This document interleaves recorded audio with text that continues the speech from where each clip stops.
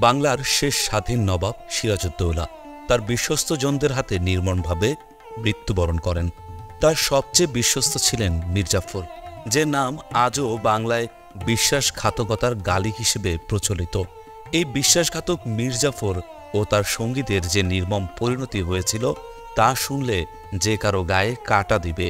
বাংলাকে পরাধীন করা সেই বিশ্বাসঘাতকদের শেষ পরিণতি সম্পর্কে আজ বলবো। নবাব আলীবর্দী খান ছিলেন সিরাজউদ্দৌলার নানা। তিনি সিরাজকে অস্ত্রবিদ্যার কলাকৌশলী শুধু নয়, রাজ্য পরিচালনার বিষয়েও প্রয়োজনীয় শিক্ষা দান করেছিলেন। সিরাজ যেন তার অনুপস্থিতিতে রাজ্য পরিচালনা করতে পারেন।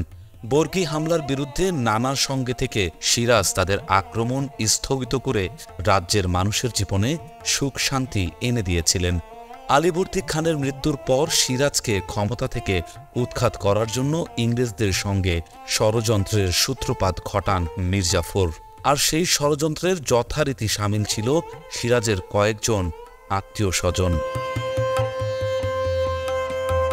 মীর জাফর পুত্র মিরানের বাড়িতে বসে ষড়যন্ত্রকারীরা একটি চুক্তিনামা সম্পাদন করেন। এমনকি চুক্তিনামায় উল্লেখ করা হয় সিরাজকে হত্যা করে সিংহাসন ছিনিয়ে নেওয়া হবে যুদ্ধের মাধ্যমে। সে যুদ্ধে ইংরেজদের বিরুদ্ধে মীর জাফর কোনো যুদ্ধ করবে না, তবে তাদের সৈন্য সামন্ত ইংরেজদের বিরুদ্ধে অস্ত্র ধারণ করবে। সিরাজের পতনের পর মসনদের নবাব হবেন মীর জাফর। সিপাহসালার পদ দেয়া হবে রায়দুর্লভকে। জগৎ শেঠ পাবেন অনেক অর্থ। উমিচাঁদকে দেয়া হবে 20 লাখ টাকা। অন্যান্য যারা আছেন তাদের মধ্যে ইয়ার লতিফ খাঁ, নন্দন কুমারকে দেয়া হবে অন্যান্য সুযোগ সুবিধা। আর ক্লাইভ পাবেন একটি গ্রামের জমিদারি সহ রাজকোষের কোটি টাকা। ইংরেজ বেনিয়াদের নেতা ওয়াটসন, ওয়াটস, হলওয়েলস অন্যরা পাবে নানা জাতীয় সুবিধা। মীর জাফর পুত্র মিরান হবেন নবাব পুত্র। ঘসেটি বেগম আপন খালা সত্ত্বেও সিরাজের অপসারণ এমনকি হত্যা করার ষড়যন্ত্রে বরাবরই লিপ্ত ছিলেন। সিরাজউদ্দৌলার সিংহাসনে বসার মাত্র 1 বছর পর মীর জাফরের নেতৃত্বে তাকে উৎখাত করার ষড়যন্ত্র করা হয়। এজন্য পলাশীর আমবাগানে 23 জুন 1757 সালে ষড়যন্ত্রে যুদ্ধ সংগঠিত হয়। এ যুদ্ধে সিরাজ বাহিনীর পক্ষে 53,000 সৈনিক ও বিপুল অস্ত্র ছিল, আর ইংরেজ বাহিনীর ছিল মাত্র 3,000 সিপাহী। মীর জাফরের নেতৃত্বে সিরাজ বাহিনীর কামান ও বন্দুক থেকে কোনো গুলি বের হল না। মোহনলাল, মীর মদন, বন্দে আলী, সাফরে সহ মাত্র কয়েকজন নিম্নপদস্থ সেনাপতি প্রাণপণে যুদ্ধ করেন। ইংরেজ বাহিনীর বিরুদ্ধে মাত্র 2 দিনের যুদ্ধে সিরাজ বাহিনী মীর জাফরগণদের বেইমানির ফলে পরাজিত হল। এই সিরাজকে কারাগারে নির্মমভাবে হত্যা করা হয়। দেশের স্বাধীনতা ও সার্বভৌমত্ব চলে গেল ওই নিষ্ঠুর ইংরেজদের হাতে। তবে আল্লাহ তাআলার পক্ষ থেকে দুনিয়াতে সবসময় বেঈমানদের শাস্তির ব্যবস্থা করা হয়। তার প্রমাণ আজকে এই বেঈমানদের শেষ পরিণতির কথা শুনলেই বুঝতে পারবেন। সিরাজকে হত্যার পর ইংরেজরা মীর জাফরকে সিংহাসনে বসায়, তবে তা ছিল তাদের অধীনস্থ কর্মচারীর মতো। ইতিহাসে তাদের বলা হয় ক্লাইভের গাধা। 4 বছর তাকে নবাব পদে রাখা হয়েছিল। আবার দুর্নীতির জন্য 2 বছর বহিষ্কার করা হয়।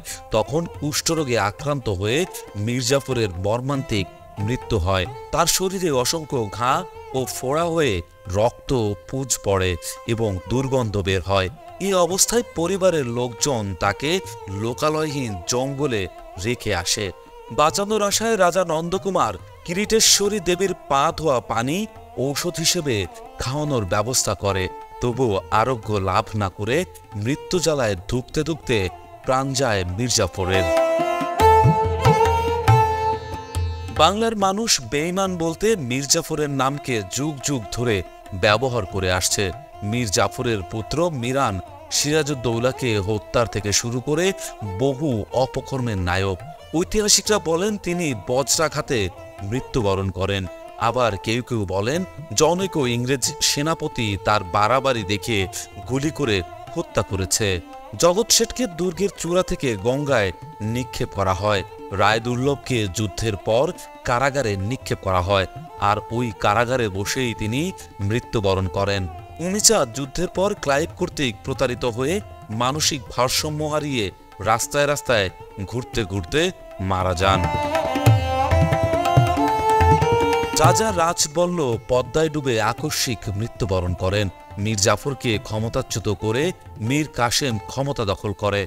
পরে ইংরেজদের সঙ্গে তার বিরোধের জের ধরে বক্সারের যুদ্ধে পরাজিত হন। এরপর তিনি পালিয়ে বেড়ান। অজ্ঞাতনামা অনুসারে দিল্লিতে তার করুণ মৃত্যু হয়। তার মাথার কাছে পড়ে থাকা একটি ব্যাগে পাওয়া যায় নবাব মির্জাফর কর্তৃক ব্যবহৃত চাফ গান। ইয়ার লতিফ খান যুদ্ধের পর হঠাৎ করে নিরুদ্দেশ হয়ে যান। ধারণা করা হয় তাকে যুদ্ধের পর মেরে ফেলা হয়েছিল। নন্দকুমার বিভিন্ন অপকর্মের জন্য ফাঁসি কাষ্ঠে মৃত্যুবরণ করেন।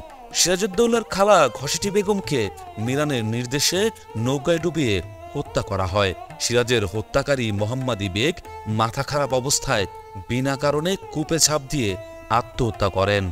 তাই বলা হয়ে থাকে, বিশ্বাসঘাতকতার পরিণাম কখনোই শুভ হয় না, এর পরিণাম করুণ ও মর্মান্তিক হয়।